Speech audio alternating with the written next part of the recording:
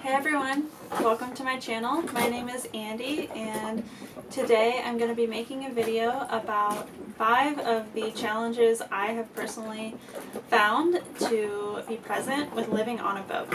So I'm currently living on a 44-foot sailing catamaran and spending the winter months in the Caribbean and in the Bahamas. So right now I am on the island called Cat Island, or I'm in the waters of Cat Island. So this land behind me is Cat Island in the Bahamas. And yeah, I've been living on this boat for the past 4 months. I think in 2 days it'll be 4 months exactly. And yeah, it's an amazing experience. Like, I'm so grateful for being able to live on this boat every single day, and there's so many good things about it. It's just brought so much light and happiness into my life, being able to travel and live on the ocean. But that being said, there's also a lot of challenging things about living on a boat. So I just wanted to address a few of those in this video, just to be transparent that it's not all beautiful blue water and carefree living. There are some things that can be stressful or challenging. These things are just things that I have personally faced or found to be kind of challenging living on the boat. But if you live on a boat or you're thinking about living on a boat, these might not apply to you because all boats are pretty different. And then, of course, all of our personalities are different too. So things that I might find challenging, you might not find challenging, and vice versa. So the first one for me is navigating personal space and personal time, like alone time.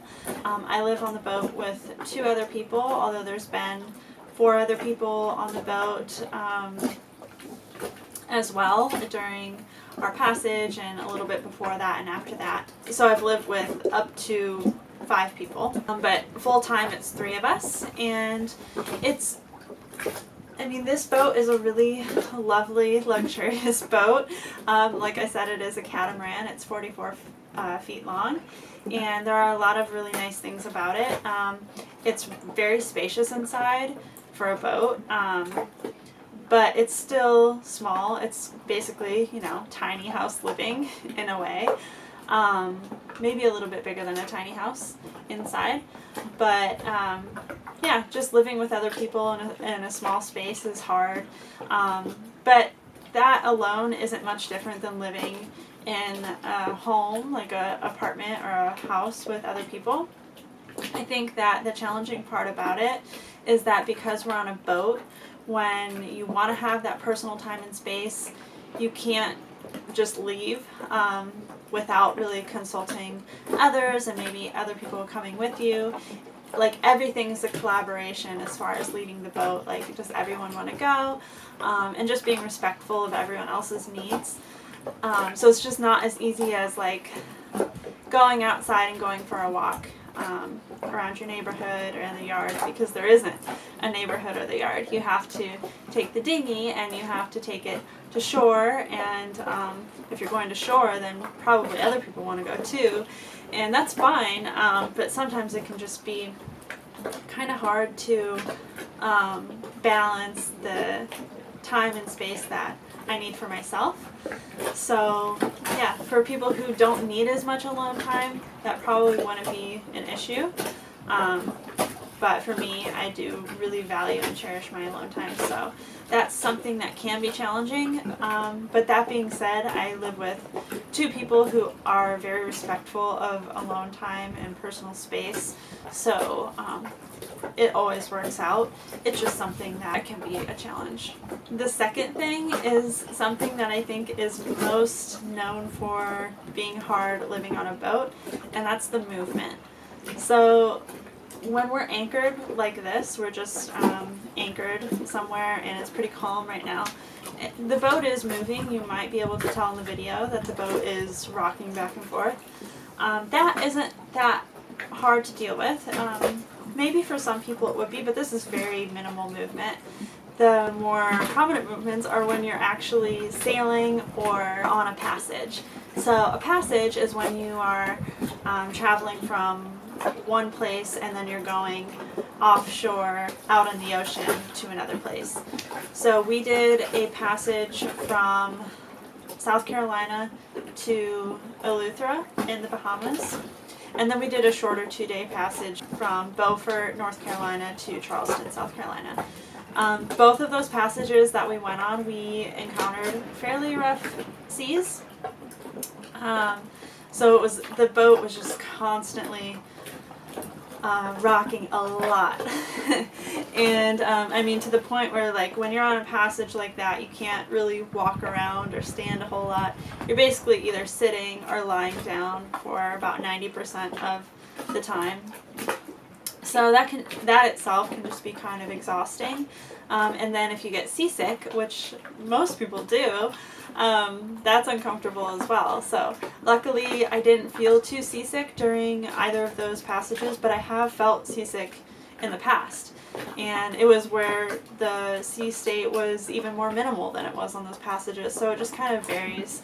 But that can be really hard just because things are flying everywhere if they're not stowed properly. You have to always be holding on to something if you're moving around.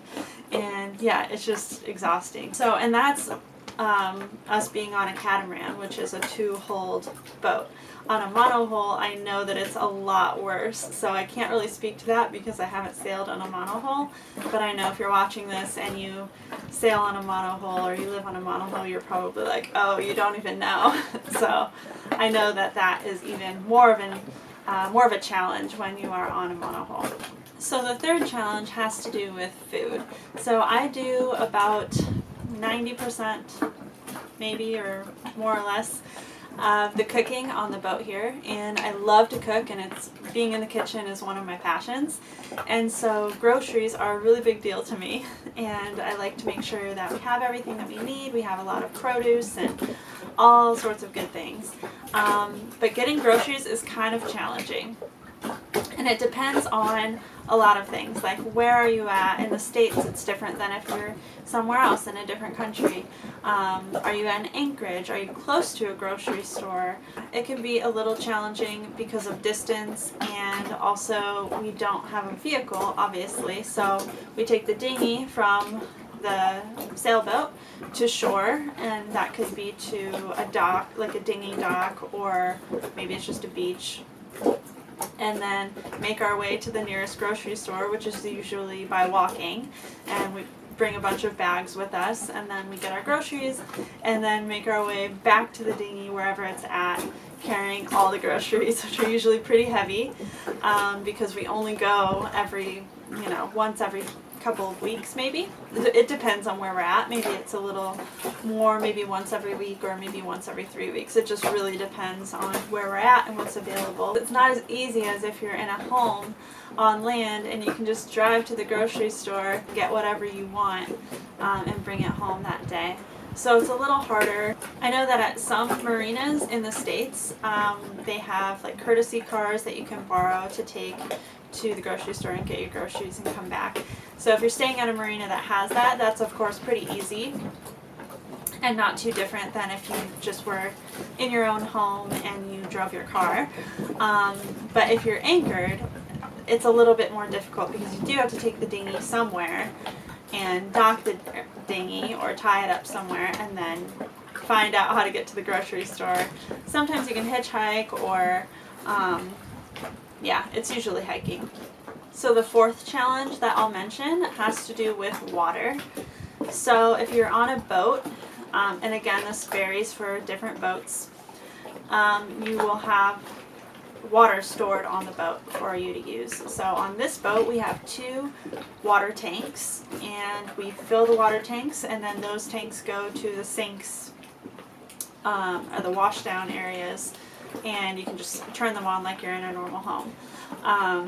Some boats don't have those tanks, and they actually need to fill up like large water vessels and use those to use water on the boat. That being